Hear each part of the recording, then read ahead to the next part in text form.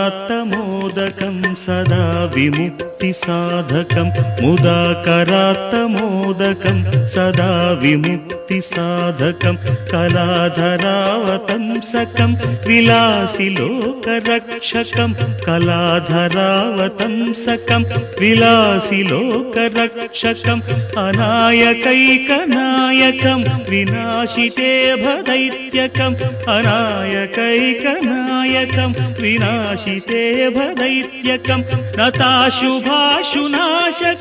नमामि तं विनायकं मुदाकरात्तमोदकं सदा विमुक्ति